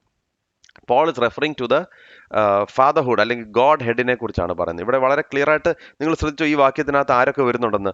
സ്വർഗത്തിലും ഭൂമിയിലുള്ള സകല കുടുംബത്തിനും പേർ വരുവാൻ കാരണമായ പിതാവിന്റെ സന്നിധിയിൽ. അപ്പൊ പിതാവ് അവിടെ വന്നുണ്ട്. അവൻ തന്റെ മഹത്വത്തിന്റെ ധനത്തിനൊപ്പം അവന്റെ ആത്മാവിനാൽ, സ്പിരിറ്റ് ഇസ് ദർ, നിങ്ങളുടെ അകത്തെ മനുഷ്യനെ സംബന്ധിച്ച് ശക്തിയോടെ ബലപ്പെടേണ്ടും. അപ്പൊ അവിടെ നമുക്ക് കാണുന്ന ഒരു ഗോഡ് ഹെഡിനെ നമുക്ക് അവിടെ ക്ലിയർ ആയിട്ട് കാണാൻ സാധിക്കും. God will give according to the riches of his glory. അവൻ തന്റെ മഹത്വത്തിന്റെ ധനത്തിന് ഒത്തവണ്ണം അവന്റെ ആത്മാവിനാൽ നിങ്ങളുടെ അകത്തെ മനുഷ്യനെ അപ്പോൾ എൻ്റെ അകത്തെ മനുഷ്യനെ എങ്ങനെയാണ് ദൈവം ശക്തീകരിക്കുന്നത്? അവന്റെ മഹത്വത്തിന്റെ ധനത്താലാണ്. Riches of his glory. ഒരു ജൂലിയൻ എലിസ് മോറിസ് എന്ന് പറഞ്ഞൊരു ഒരു ഒരു അദ്ദേഹം ഉണ്ടായിരുന്നേ. അദ്ദേഹത്തിന്റെ ജോലി എന്ന് പറഞ്ഞാൽ അദ്ദേഹത്തിന് ഇച്ചിരി കിറുക്കുണ്ടായിരുന്നു. ഇച്ചിരി ഒരു ഇത്. അദ്ദേഹം രാവിലെ ഒരു കീറിയ ഉടുപ്പൊക്കെ ഇട്ട് ഈ സോപ്പ് ചീപ്പൊക്കെ ഇങ്ങനെ ഡോർ ടു ഡോർ വിൽക്കാൻ ഇങ്ങനെ നടക്കും പുള്ളി പല സ്ഥലത്ത്. ഇങ്ങനെ വിറ്റ് കുറച്ച് കാശൊക്കെ ഉണ്ടായി. എന്നിട്ട് വൈകുന്നേരം ആകുമ്പം അദ്ദേഹത്തിന്റെ ലിമുസീനിൽ അദ്ദേഹം നാട്ടിൽ മുഴുവൻ കറങ്ങി നടക്കും ലിമസിൻ. വീക്കെൻഡ് ആകുമ്പോൾ പാരീസിൽ ഫ്ലൈറ്റിൽ പോയി ഡിന്നർ കഴിച്ചേച്ച് അദ്ദേഹം തിരിച്ചു വരും. ഇതാണ് എലിസ്. അപ്പോൾ അദ്ദേഹത്തിനെ നമ്മൾ ഒരു സമയത്ത് കാണുമ്പോൾ എന്താ ചെയ്യുന്നത്? ഇങ്ങനെ സോപ്പ് ചീപ്പൊക്കെ വിട്ട് ഇങ്ങനെ പാവപ്പെട്ട ഒരു മനുഷ്യൻ ഇങ്ങനെ കീറി ഉടുപ്പൊക്കെ ഇട്ട്, അത് അദ്ദേഹത്തിൻ്റെ ശകലം ഒരു എക്സെൻട്രിക് ആയിരുന്നു. എന്നിട്ട് രാത്രി ഡിന്നർ കഴിക്കാൻ തോന്നുമ്പം അദ്ദേഹം ഫ്ലൈറ്റ് പിടിച്ച് പാരീസിൽ പോയി കഴിച്ചേച്ച് അദ്ദേഹം തിരിച്ച് വരും. പല വിശ്വാസികൾ ഇങ്ങനെ ശ്രദ്ധിച്ചിട്ടുണ്ടോ? ആത്മീയമായ പാപ്പരായിട്ടാണ് ജീവിക്കുന്നത്. ഒട്ടുമുക്കാൽ സമയം നോക്കിക്കഴിഞ്ഞാൽ അതുപോലെ ജീവിക്കുന്നത്. ഇങ്ങനെ പിന്നെ പെട്ടെന്ന് എവിടെയെങ്കിലും ഒരു മീറ്റിങ്ങിനൊക്കെ പോയി തിരിച്ചു വന്ന് ഭയങ്കര ശക്തിപ്പെട്ട് പ്രാപിച്ച് അങ്ങനല്ല ദൈവം നമ്മളെക്കുറിച്ച് ആഗ്രഹിക്കുന്നത്. That is not what God is expecting. God is expecting ഇങ്ങനെയാണ്, അവൻ തൻ്റെ മഹത്വത്തിൻ്റെ ധനത്തിനൊത്തവണ്ണം അവൻ്റെ ആത്മാവിൽ നിങ്ങളുടെ അകത്തെ മനുഷ്യനെ, he wants to strengthen your inner man. അപ്പോൾ എന്താണ് പ്രാർത്ഥിക്കുന്നത് പൗലോസ്? ബാഹ്യമായ കാര്യങ്ങൾക്ക് വേണ്ടിയല്ല പ്രാർത്ഥിക്കുന്നത്, നിങ്ങളുടെ അകത്തെ മനുഷ്യൻ സ്ട്രോങ് ആകണം. അകത്തെ മനുഷ്യൻ സ്ട്രോങ് ആകണം. അപ്പോൾ ഒരു ദൈവത്തിൻ്റെ മകൻ മകളായി നാം ജീവിക്കണമെങ്കിൽ ആദ്യത്തെ പടി എന്ന് പറയുന്നത് ആത്മാവിൻ്റെ ശക്തിയാൽ അകത്തെ മനുഷ്യൻ ശക്തിപ്പെടണം. എന്നാൽ മാത്രമേ ദൈവം ആഗ്രഹിക്കുന്ന വിധത്തിൽ ജീവിക്കാനൊക്കത്തുള്ളൂ. പക്ഷെങ്കിൽ നാം കേൾക്കുന്ന പ്രസംഗങ്ങളെല്ലാം ബാഹ്യമായ മനുഷ്യനെ ശക്തീകരിക്കുന്നതാണെങ്കിൽ എങ്ങനെ അകത്തെ മനുഷ്യൻ ശക്തീകരിക്കപ്പെടും? നിങ്ങൾ ശ്രദ്ധിച്ചിട്ടുണ്ടോ? ദൈവം നിങ്ങൾക്ക് അത് തരും, ഇതിനു വേണ്ടി തരും, അങ്ങനെ ചെയ്യും, ഇങ്ങനെ ബാഹ്യമായ കാര്യങ്ങൾക്കെല്ലാം നമുക്ക് പ്രസംഗങ്ങൾ കേട്ട് കഴിഞ്ഞാൽ അകത്തെ മനുഷ്യൻ എങ്ങനെ ശക്തിപ്പെടും? അതുകൊണ്ട് ഈ 2 കൊരിന്ത്യർ 4:16, അതുകൊണ്ട് ഞങ്ങൾ അധൈര്യപ്പെടാതെ ഞങ്ങളുടെ പുറമേയുള്ള മനുഷ്യൻ ക്ഷയിച്ചു പോകുന്നുവെങ്കിലും ഞങ്ങളുടെ അകമേയുള്ളവൻ നാൾക്കുനാൾ പുതുക്കം പ്രാപിക്കുന്നു. ബാഹ്യമായ മനുഷ്യൻ ക്ഷയിക്കുകയാണ്, പക്ഷെ അകത്തെ മനുഷ്യനോ നാൾക്ക് നാൾ പുതുക്കം പ്രാപിക്കുന്നു. പ്രിയമുള്ളവരെ, the outer man is fading away. പ്രായമാകുമ്പോൾ നമ്മുടെ ശരീരം ക്ഷയിക്കും, രോഗം വരുമ്പോൾ ശരീരം ക്ഷയിക്കും. ഈ സത്യം കൂടെ ആളുകളെ ഒന്ന് പഠിപ്പിക്കണം. ചിലരുടെ പഠിപ്പീര് കേട്ട് കഴിഞ്ഞാൽ നിത്യത വരെ അങ്ങ് ജീവനോടിരിക്കും എന്നുള്ള മട്ടില്ല അവരുടെ പഠിപ്പീര്. ശ്രദ്ധിച്ചിട്ടുണ്ടോ? നിങ്ങളങ്ങ് ജീവിക്കാൻ പോകും 1000 വർഷം. അങ്ങനൊന്നും അല്ല പ്രിയമുള്ളവർ. ഇവിടെ പൗലോസ് വ്യക്തമായി പറയുന്നുണ്ട്. എന്താണ്? നിങ്ങളുടെ ബാഹ്യമായ മനുഷ്യൻ നാൾക്ക് നാൾ എന്താ പറയുന്നത്? മനുഷ്യൻ ക്ഷയിച്ചു പോവുക. It is deteriorating. ഈ ജഡം ഡിറ്റീറിയോറേറ്റിംഗ് ആണ്. പുറമേയുള്ള മനുഷ്യൻ ക്ഷീണിക്കുന്ന മനുഷ്യനാണ്. രോഗം വരുമ്പോൾ, അസുഖങ്ങൾ വരുമ്പോൾ, പ്രായമാകുമ്പോൾ ദിസ് ഡിറ്റീറിയോറേറ്റ്സ്. പക്ഷെ എന്താണ്? ഇതിങ്ങനെ ക്ഷയിക്കും തോറും അകമേയുള്ള മനുഷ്യൻ നാൾക്ക് നാൾ പുതുക്കം പ്രാപിക്കുന്നു. That is the glorious. ഇതാണ് മർമ്മം. പക്ഷെ ഇന്ന് പ്രസംഗം കേട്ടുണ്ടല്ലോ, ബാഹ്യമായ മനുഷ്യൻ അങ്ങ് ബലം പ്രാപിച്ച് മുന്നോട്ട് ശക്തിയോടെ ഇങ്ങനെയൊക്കെ പറഞ്ഞാൽ ഇങ്ങനെ നോക്കുന്നത്. അതുകൊണ്ട് തന്നെ പുറമേ ഉള്ള മനുഷ്യനൊക്കെ ശക്തി പ്രാപിക്കുന്നുണ്ട്, അകത്തെ മനുഷ്യൻ ആത്മീയമായി ദരിദ്രരായി നിൽക്കുന്ന അനുഭവം. God is interested in your inner man. അകമയുള്ള മനുഷ്യൻ നാൾക്ക് നാൾ കർത്താവിനോട് കൂടുതൽ നാം അടുത്ത് ചേരുന്നുണ്ടോ? കർത്താവിനെ പോലെ ആയിത്തീരുന്നുണ്ടോ? പാപത്തെ നമ്മൾ വെറുത്ത് തുടങ്ങിയിട്ടുണ്ടോ? യേശുവിനെ പോലെ ആകുന്നുണ്ടോ? പ്രിയമുള്ളവരെ, this is what God's heart is all about. അപ്പോൾ പറയാണ് അകത്തെ മനുഷ്യൻ. അപ്പോൾ ഞാൻ പറയാൻ ആഗ്രഹിച്ച ഇതാണ്, ഇതല്ല എൻ്റെ വിഷയം. പറയാൻ ആഗ്രഹിച്ച ഇതാണ്, അകത്തെ മനുഷ്യൻ എങ്ങനെയാണ് ദൈവം ബലപ്പെടുത്തുന്നത്? അവൻ തൻ്റെ മഹത്വത്തിൻ്റെ ധനത്തിനൊത്തവണ്ണം അവൻ്റെ ആത്മാവിനാൽ. മനസ്സിലായോ? നമ്മുടെ അകത്തെ മനുഷ്യനെ സംബന്ധിച്ച് തൻ്റെ മഹത്വത്തിൻ്റെ ധനത്തിനനുസരിച്ച് എൻ്റെ ആവശ്യങ്ങളൊക്കെ നിർവഹിക്കുന്ന ആ വാക്യം നമ്മൾ ഒരുപാട് ഫോക്കസ് ചെയ്യാറുണ്ട്. ദൈവം നടത്തും, അല്ലേ? ദൈവം നടത്തും. കാരണം അവനാണ്, ഹീസ് ദ റിസോഴ്സ്. ഇല്ലെന്നല്ല ഞാൻ ഈ പറയുന്നത്. പക്ഷെ ഈ അകത്തെ മനുഷ്യൻ്റെ കുറിച്ച് നമ്മൾ എപ്പോഴേലും അവൻ്റെ മഹത്വത്തിൻ്റെ ധനത്തിനൊത്തവണ്ണം അവൻ്റെ ആത്മാവിനാൽ നിങ്ങളുടെ അകത്തെ മനുഷ്യനെ കുറിച്ച് ആ ഭാഗം നമ്മൾ അധികം കേൾക്കാറില്ല. കാരണം നമ്മുടെ ജീവിതത്തിൻ്റെ എല്ലാം ഫോക്കസ് പുറത്തെ മനുഷ്യനാണ്, ബാഹ്യമായ മനുഷ്യൻ. അകത്തെ മനുഷ്യനെ കുറിച്ച് നോബഡി ഈസ് കൺസേൺഡ്. പൗലോസ് പറയാണ്, I want your inner man to be strengthened by the spirit's power. ഒന്നാമത്തെ പ്രാർത്ഥന കേട്ടോ, വേറെ ഒന്നുമല്ല പൗലോസ് പ്രാർത്ഥിക്കുന്നത്, അകത്തെ മനുഷ്യൻ, the inner man should be strengthen. 2, that Christ may dwell in your hearts. രണ്ടാമത് എന്തോ? ക്രിസ്തു വിശ്വാസത്താൽ നിങ്ങളുടെ ഹൃദയങ്ങളിൽ വസിക്കേണ്ടതിനും വരം നൽകണമെന്ന്. രണ്ടാമത്തെ പ്രാർത്ഥന അകത്തെ മനുഷ്യൻ, രണ്ടാമത് നിങ്ങളുടെ ഹൃദയത്തിൽ ക്രിസ്തു വസിക്കണമെന്ന്. ഈ ഡ്വെല്ലിംഗ് എന്ന് പറഞ്ഞാൽ നമ്മൾ ഗ്രീക്ക് പദം നോക്കുമ്പോൾ 2 വിധത്തിൽ ഡ്വെല്ലിംഗ് ഉണ്ട്. ഒന്ന്, ഞാനൊരു ഫ്രണ്ടിൻ്റെ വീട്ടിൽ പോകുന്നു, അവിടെ ചെന്ന് ഞാൻ താമസിക്കുന്നു, അവിടെ ഞാൻ ഗസ്റ്റാണ്, അതൊരു ഡ്വെല്ലിംഗ്. 2 ഡ്വെല്ലിംഗ് എന്ന് പറഞ്ഞാൽ എൻ്റെ സ്വന്തം വീട്ടിൽ ഞാൻ താമസിക്കുന്നത്. നമ്മൾ ചില സ്നേഹിതരുടെ വീട്ടിൽ പോകും. അവിടെ പോയി നമ്മൾ താമസിച്ച് 2 ദിവസം കഴിയുമ്പോൾ നമ്മൾ പറയും നമുക്ക് വീട്ടിൽ പോകാൻ സമയമായി. അതിന്റെ കാരണം എന്നാ? അതിന്റെ കാരണം എന്നാ? We are not at home, അല്ലേ? നമുക്ക് ഒരു എന്തോ ഒരു മിസ്റ്റേക്ക്. അവർക്ക് സ്നേഹമാണ് കാര്യമാണെന്നൊക്കെ പറഞ്ഞാലും നമുക്കൊരു മിസ്റ്റേക്ക് ഉണ്ട്. ഇപ്പം ഞാനൊരു വീട്ടിൽ ചെന്ന് കഴിഞ്ഞാൽ അവരൊരു ഗസ്റ്റ് റൂം എനിക്ക് കാണിച്ചു തരും. അവരുടെ ഗസ്റ്റ് റൂം കാണിച്ചു തന്നു കഴിഞ്ഞാൽ ഞാൻ അവിടെ താമസിക്കും. എന്നിട്ട് ഞാൻ അവരുടെ വീട്ടിൽ മുഴുവൻ നടക്കുവാണോ? അല്ല, ഞാൻ എൻ്റെ ഗസ്റ്റ് റൂമിൽ ഇരിക്കും. എൻ്റെ സ്വന്തം വീട്ടിലോ എനിക്ക് വേണ്ടത് ഞാൻ ചെയ്യും. എനിക്ക് ഇഷ്ടമുള്ള സ്ഥലത്ത് ഞാൻ പോകും. എനിക്ക് ഇഷ്ടമുള്ള സ്ഥലത്ത് ഞാൻ ഇരിക്കും. എനിക്ക് വേണ്ട സ്ഥലത്ത് ഞാൻ സമയത്ത് പോയി ഫ്രിഡ്ജിൽ നിന്ന് തുറന്ന് എന്തെങ്കിലും കഴിക്കും. എനിക്ക് വേണ്ട. മറ്റേന്ന് പറഞ്ഞുകൊണ്ടല്ലോ, ഞാൻ ചിലപ്പോഴേ ഈ മീറ്റിങ്ങിനൊക്കെ പോകുമ്പോൾ ചില സ്നേഹിതരുടെ വീട്ടിൽ താമസിക്കും. അവരെല്ലാം എന്നെ ഒരുപാട് സ്നേഹിക്കും, ഒരുപാട് കരുതുകയും ചെയ്യും. പക്ഷെ ഞാൻ ചിലപ്പോൾ രാവിലെ എഴുന്നേറ്റ് പ്രിപ്പയർ ചെയ്യാൻ എഴുന്നേക്കും. അപ്പോൾ രാവിലെ എഴുന്നേൽക്കുമ്പം ചിലപ്പോൾ ഈ തണുപ്പുള്ള സ്ഥലമൊക്കെയാണ്, എനിക്ക് ഇച്ചിരി ചായ വേണം. ചില ചായ കട്ടൻ എന്തെങ്കിലും ഒന്ന് കിട്ടിയാൽ കൊള്ളാമെന്നുണ്ട്. അപ്പോൾ ഈ ആരോടാ ചോദിക്കുന്നത്? ഇവർ ഉറക്കമാണ്. ഞാൻ എങ്ങനാ വിളിക്കുന്നത്? കാരണം പാവങ്ങൾ, അവരും എൻ്റെ കൂടെ ഇന്നലെ രാത്രി മീറ്റിംഗ് വന്നിട്ട് അവർ രാത്രി കടന്നപ്പോൾ 2 മണിയായി. അവർ വീടെല്ലാം അടച്ചപ്പോൾ അവരെങ്ങനെ വിളിക്കും? അപ്പം ഞാനിങ്ങനെ ചായയൊക്കെ നോക്കി ഇങ്ങനെ അവസാനം ഒരു 6 മണി വരെയൊക്കെ പിടിച്ച് നമ്മൾ പ്രിപ്പറേഷനൊക്കെ 7 മണി ആകുമ്പോഴത്തേക്ക് ചെറിയ ബ്രദറെ എന്തെങ്കിലും വേണം, ഓ ആ വിളി കേൾക്കാനിരിക്കുക, ഒരു ചായ, അത് നമ്മൾ കാത്തിരിക്കുക. ഇപ്പം ഞാൻ എൻ്റെ വീട്ടിലാണെങ്കിൽ എൻ്റെ ഭാര്യയ്ക്ക് ഞാൻ 2 ഇടിയും തൂടിയും കൊടുത്തേച്ച് പറയും ഒരു ചായ വേണമെന്ന് ഞാൻ പറയും. കാരണം എന്നാ? ഇതെന്റെ വീടാ, ദിസ് ഇസ് മൈ ഹൗസ്. പക്ഷെ ഞാൻ വല്ലവരുടെ വീട്ടിൽ പോയി എനിക്കിത് ചെയ്യാൻ പറ്റൂ? അല്ല, ഞാൻ അങ്ങനെ ഫ്രീഡം എടുക്കുന്ന വീടുകളുണ്ട് കേട്ടോ. ഇനി കാരണം എൻ്റെ സഹോദരങ്ങളൊക്കെ ഇത് കേൾക്കുന്നുണ്ടായിരിക്കും. അവർ പറഞ്ഞാൽ രാവിലെ ഞങ്ങളെയും വിളിച്ചിട്ടുണ്ടല്ലോ എന്നൊക്കെ പറയുന്നുണ്ടായിരിക്കും. പക്ഷേ അത് അങ്ങനെയുള്ള വീടുകളും എനിക്കുണ്ട്. അതിനായിട്ട് ഞാൻ കർത്താവിനെ സ്തോത്രം. പക്ഷേ that freedom, I am talking about the freedom. എന്നാൽ ഞാൻ പറയാൻ ഉദ്ദേശിച്ച കാര്യം, ഈ കർത്താവേ നമ്മുടെ ഭവനത്തിൽ, അതായത് നമ്മുടെ ഹൃദയത്തിൽ വന്നു കഴിഞ്ഞാൽ ചില അറകൾ എനിക്ക് പൂട്ടിയിടാനൊക്കത്തില്ല. ഈ ഏരിയ ഒക്കെ ഉണ്ടല്ലോ ദൈവമേ, അതൊക്കെ ഞാൻ എൻ്റെ കൺട്രോളിൽ, ബാക്കിയുള്ള ഏരിയ എല്ലാം നിന്റെ കൺട്രോളില്ല. നിന്റെ കയ്യിൽ ഞാൻ തന്നിരിക്കുക. കർത്താവിൻ്റെ കയ്യിൽ 2 കീ കൊടുത്താൽ പോലെ മാസ്റ്റർ കീ കൊടുക്കണം. If God has to dwell in your heart, you have to give him full access. ഇന്ന് പല വിശ്വാസികളും ഇത് കൊടുക്കത്തില്ല. അതുകൊണ്ടാണ് പൗലോസ് പ്രാർത്ഥിക്കുന്നത്. എൻ്റെ പ്രാർത്ഥന എന്നാ? നിങ്ങളുടെ ഹൃദയത്തിൽ വസിക്കണം. I want Christ to dwell in your hearts. Dwell in your hearts. എങ്ങനെയാ ദൈവം ഉള്ളിൽ വസിക്കുന്നത്? യോഹന്നാൻ 14:23, യേശു അവനോട്, എന്നെ സ്നേഹിക്കുന്നവൻ എൻ്റെ വചനം പ്രമാണിക്കും, എൻ്റെ പിതാവ് അവനെ സ്നേഹിക്കും, ഞങ്ങൾ അവൻ്റെ അടുക്കൽ വന്ന് അവനോട് വാസം ചെയ്യും. അപ്പൊ കർത്താവ് വാസം ചെയ്യണമെങ്കിൽ എന്താണ്?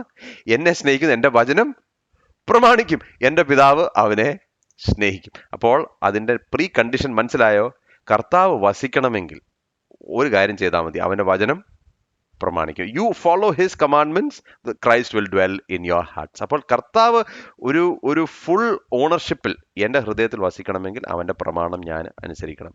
എനിക്ക് തോന്നുന്ന പോലൊക്കെ ഞാൻ കാണിച്ചു കൂട്ടി വെച്ച് കർത്താവ് വസിക്കണമെന്ന് പറഞ്ഞു കഴിഞ്ഞാൽ നടക്കുന്ന കാര്യമല്ല. 3-ാമത്തെ പ്രാർത്ഥന, rooted and grounded in love. എന്നും നിങ്ങൾ സ്നേഹത്തിൽ വേരൂന്നി അടിസ്ഥാനപ്പെട്ടവരായി വീതിയും നീളവും ഉയരവും ആഴവും എന്ന് സകല വിശുദ്ധന്മാരോടുകൂടെ ഗ്രഹിപ്പാനും പരിജ്ഞാനത്തെ കവിയുന്ന ക്രിസ്തുവിൻ സ്നേഹത്തെ അറിവാനും പ്രാപ്തരാകുകയും ചെയ്യണം. അപ്പോൾ ഇവിടെ മനസ്സിലാകേണ്ട കാര്യം, പിന്നെ 3-ാമത് പ്രാർത്ഥിക്കുന്നത് you have to be grounded. അപ്പോൾ കർത്താവ് നിങ്ങളുടെ ഉള്ളിൽ വസിക്കണം. 3, നിങ്ങൾ അവൻ്റെ സ്നേഹത്തിൽ വേരൂന്നി. You have to be grounded in the love of Christ. ആ സ്നേഹത്തിന്റെ പ്രത്യേകത എന്താണെന്ന് പറഞ്ഞറിയോ? ഈ പരിജ്ഞാനത്തെ, ഇവിടെ എഴുതിയിരിക്കുന്ന വളരെ വ്യക്തമാണ്, പരിജ്ഞാനത്തെ കവിയുന്ന ക്രിസ്തുവിന്റെ സ്നേഹം. അപ്പൊ ദൈവസ്നേഹം എന്ന് പറയുന്നത് നമ്മുടെ പരിജ്ഞാനത്തെ കവിയുന്ന ഒരു സ്നേഹമാണ്. എപ്പോഴൊക്കെ പാപം കയറിയിട്ടുണ്ടോ സ്നേഹം പോയിട്ടുണ്ട്, സ്നേഹം കുറഞ്ഞിട്ടുണ്ടോ പാപം കയറിയിട്ടുണ്ട്. അതുകൊണ്ടാണ് തിരിച്ചു വന്ന പത്രോസിനോട് കർത്താവ് ചോദിച്ച എന്നാ ചോദ്യം? യോഹന്നാന്റെ മകനായ ശീമോനെ, ഇവയിലധികമായി നീ എന്നെ സ്നേഹിക്കുന്നുണ്ട്? ഒറ്റ ചോദ്യം. The question is always A question of love. സ്നേഹം, അതാണ് ചോദ്യം. ഒരു ഭർത്താവ് ഒരു ഭാര്യയിൽ ആകെക്കൂടെ ചോദിക്കേണ്ട ഉള്ളിൻ്റെ ഉള്ളിൽ ഒരേ ചോദ്യമേ ഉള്ളൂ. രാവിലെ എഴുന്നേറ്റ് അത് ചെയ്തോ, ഇത് ചെയ്തോ, കുഞ്ഞുങ്ങൾക്ക് വേണ്ടി കരുതിയോ, എനിക്ക് വേണ്ടി വെച്ചോ, ഇതൊന്നും അല്ല ചോദ്യം. ചോദ്യം എന്നാ? എന്നെ യഥാർത്ഥമായി സ്നേഹിക്കുന്നുണ്ടോ? ആ ഒരൊറ്റ ചോദ്യം യെസ് ആണെങ്കിൽ എല്ലാത്തിനുള്ള ഉത്തരം അതിനകത്തുനിന്ന് കിട്ടും. എന്ന് പറഞ്ഞതുപോലെ സ്നേഹത്തിൽ നാം വേരൂന്നി, we have to be grounded in the love of God. Never doubt the love of God. പലപ്പോഴും ജീവിതത്തിന്റെ ചില പ്രയാസങ്ങളിലൂടെ കടന്നു പോകും, ദൈവസ്നേഹത്തെ നാം സംശയിക്കും. അപ്പോഴാണ് പല പല പ്രശ്നങ്ങൾ ഉണ്ടാകുന്നത്. 1 യോഹന്നാൻ 4:18 18 തികഞ്ഞ സ്നേഹം ഭയത്തെ പുറത്താക്കി. ഇന്ന് ആരെങ്കിലും ഭയത്തോടെ ജീവിക്കുന്നുണ്ടെങ്കിൽ ക്രൂശിലേക്കൊന്ന് നോക്കണേ. ദൈവസ്നേഹം എത്ര വലുതാണെന്നൊന്ന് നോക്കണേ. കർത്താവ് എന്നെ എത്രമാത്രം സ്നേഹിക്കുന്നു എന്നുള്ളതൊന്ന് ചിന്തിക്കണേ. അതൊന്ന് ചിന്തിച്ചു കഴിഞ്ഞാൽ സകല ഭയവും പോവും. ഒരു ഓപ്പറേഷന് തയ്യാറാകുന്നിട്ട് നിൽക്കുന്ന ആരെങ്കിലും ഉണ്ടെങ്കിൽ ആ ആ എനിക്കറിയാം, ഭയം നമുക്കെല്ലാം ഉണ്ട്. All of S. ആരെത്ര വലിയ ദൈവദാസനാണെങ്കിലും ഭയം തൊടാത്ത സമയങ്ങളില്ല. ഭയം വരും. ഭയം വരുമ്പോൾ ക്രൂശിലേക്ക് നോക്കണം. കർത്താവ് എന്നെ എത്രമാത്രം സ്നേഹിക്കുന്നു. The Lord loves me so much. ആ സ്നേഹമാണ് ഭയത്തെ പുറത്താക്കുന്നത്. അപ്പോൾ എന്താണ് പൗലോസ് പ്രാർത്ഥിക്കുന്നത്? നിങ്ങൾ ആ സ്നേഹത്തിൽ വേരൂന്നും കർത്താവിൻ്റെ സ്നേഹത്തിൽ നിങ്ങൾ വസിക്കുമ്പോൾ നിങ്ങൾക്ക് വിശുദ്ധന്മാരോട് സ്നേഹം ഒഴുകും. അനേകർക്ക് ഈ വിശുദ്ധന്മാരോടുള്ള സ്നേഹം ഒഴുകാത്തതിൻ്റെ കാരണം ദൈവസ്നേഹത്തിൽ മുഴുകിയിട്ടില്ല. ദൈവസ്നേഹത്തിൽ മുഴുകിയിട്ടുള്ളവർക്ക് വിശുദ്ധന്മാരോടുള്ള സ്നേഹം ഇങ്ങനെ ഉള്ളിൽ നിന്ന് it will just Uz out. അത് മാനുഫാക്ചർ ചെയ്യേണ്ട കാര്യമൊന്നുമില്ല. ദൈവസ്നേഹം നമ്മുടെ ഉള്ളിൽ. മൂന്നാമത്തെ കാര്യം. നാലാമത് എന്താണ് പ്രാർത്ഥിക്കുന്നത്? വളരെ ഇമ്പോർട്ടൻറ്റ് പ്രയർ. ദൈവത്തിൻ്റെ എല്ലാ നിറവിനോളും നിറഞ്ഞു വരികയും വേണം എന്ന് പ്രാർത്ഥിക്കുന്നു. I M praying. എന്താ പറയുന്നത്? ദൈവത്തിൻ്റെ എല്ലാ നിറവിനോളും. വേറെ എന്തെങ്കിലും കൊണ്ട് കർത്താവ് നിന്നെ നിറയ്ക്കണമെന്നല്ല അല്ല പ്രാർത്ഥിക്കുന്നത്. പിന്നെ എന്താ പ്രാർത്ഥിക്കുന്നത്? That God himself will fill you with himself. അല്ലേ? ദൈവം തന്നെ കൊണ്ട് തന്നെ നിങ്ങളെ നിറയ്ക്കണം. അതെന്തോ അതിൻ്റെ അർത്ഥം? അതിൻ്റെ അർത്ഥം? വേറെ ഒന്നിനും സ്പേസ് ഇല്ലാതെ വേണം ദൈവം നമ്മളെ നിറയ്ക്കണമെന്ന്. ചുരുക്കത്തിൽ പിന്നെ ഞാനല്ല, ക്രിസ്തു അത്രേ ജീവിക്കുന്നത്. അതാണ് പൗലോസിന്റെ പ്രാർത്ഥന. Paul wants all the believers to be filled with Christ. ഇന്ന് പ്രാർത്ഥിക്കുകയാണെങ്കിൽ നമ്മൾ കർത്താവെ അനുഗ്രഹങ്ങൾ കൊണ്ട് നിറയ്ക്കണേ എന്ന് പ്രാർത്ഥിക്കും. അല്ലേ? എന്താ പൗലോസ് പ്രാർത്ഥിക്കുന്നത്? അതൊന്നുമല്ല പ്രാർത്ഥിക്കുന്നത്. പിന്നെന്താ പ്രാർത്ഥിക്കുന്നത്?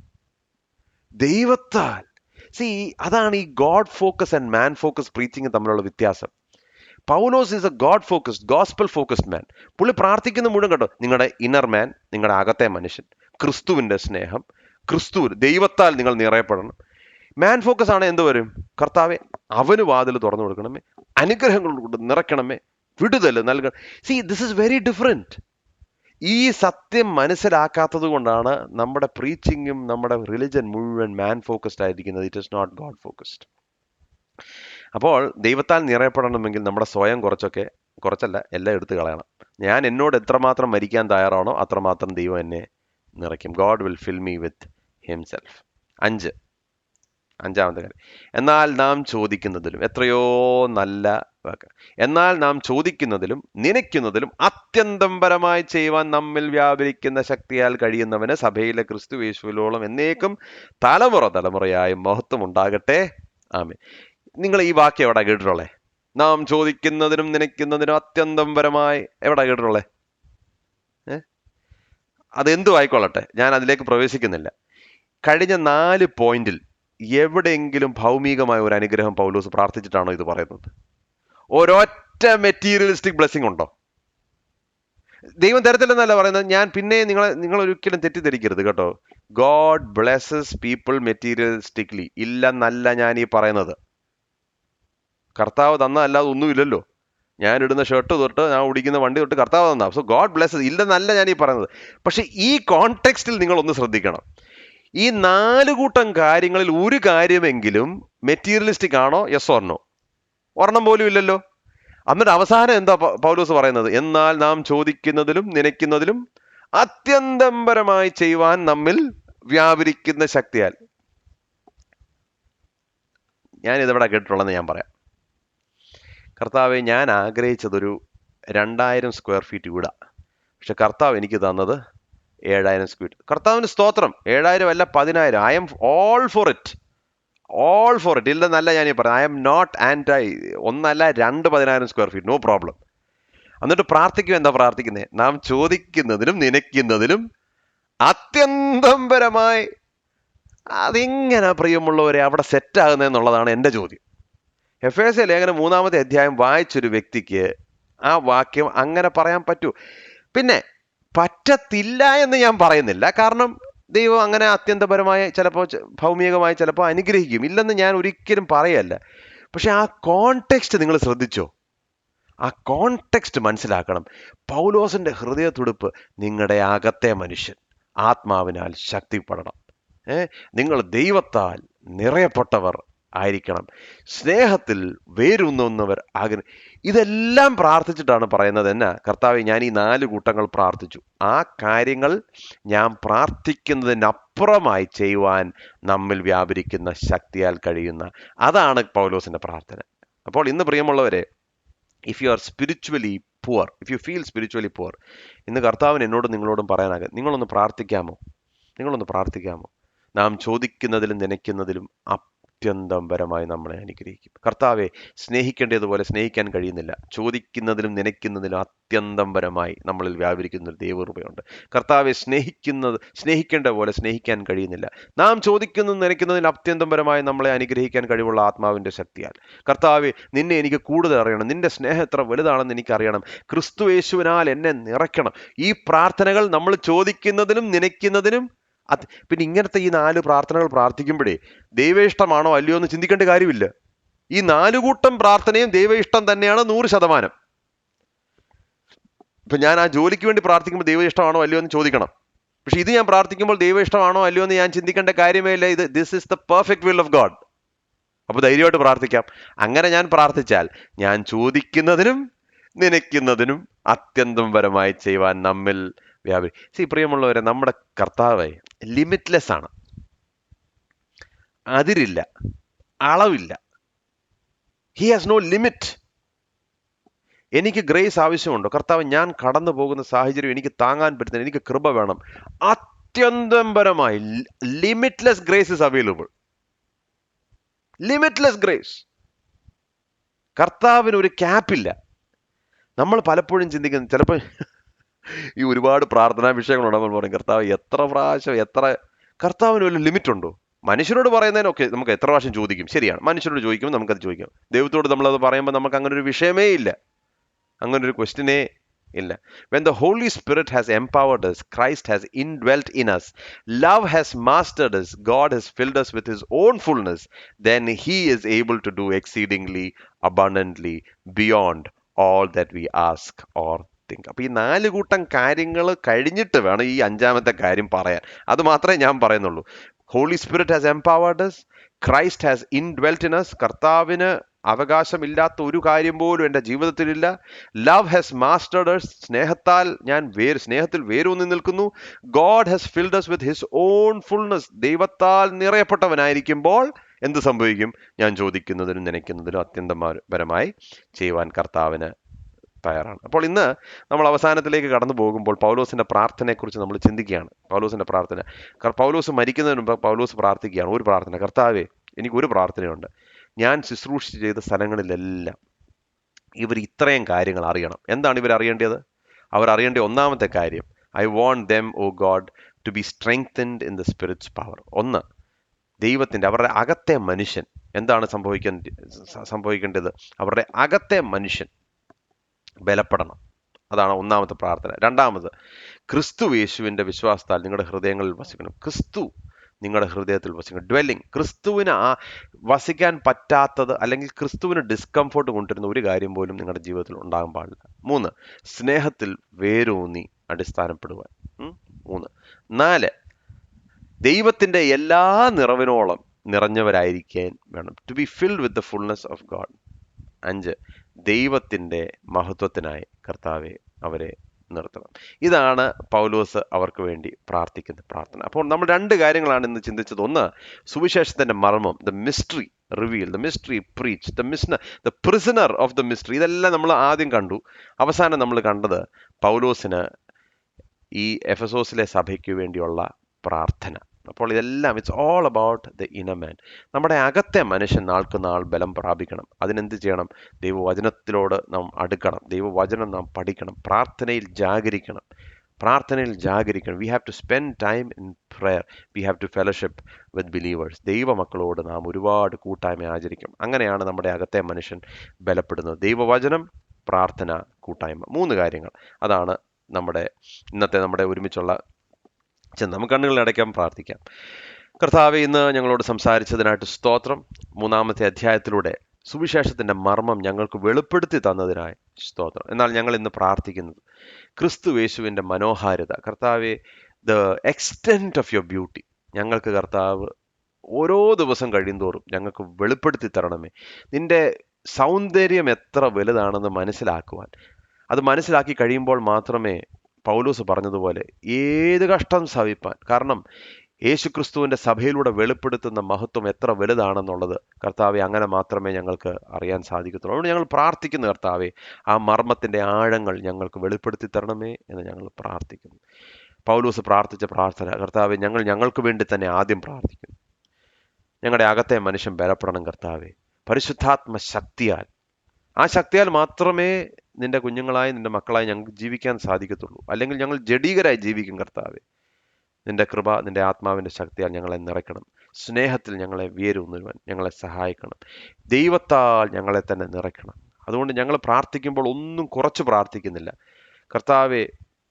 ഞങ്ങൾ ചിന്തിക്കുന്നതിനും നനയ്ക്കുന്നതിനൊക്കെ അപ്പുറമായി ഞങ്ങളെ അനുഗ്രഹിക്കാൻ അങ്ങയ്ക്ക് താല്പര്യമുണ്ട്. അതുകൊണ്ട് ഞങ്ങളുടെ അകത്തെ മനുഷ്യനെ അങ്ങനെ നീ അനുഗ്രഹിക്കണമേ എന്ന് പ്രാർത്ഥിക്കുന്നു. ഇന്ന് കർത്താവെ, ഒരുപക്ഷെ ഒരുപാട് സ്പിരിച്വൽ ഡ്രൈനെസ്സിലൂടെ ആരെങ്കിലും കടന്നു പോകുന്നുണ്ടെങ്കിൽ ഇന്ന് കർത്താവ് അവരോട് സംസാരിക്കണം. അവരെ നിറയ്ക്കണം.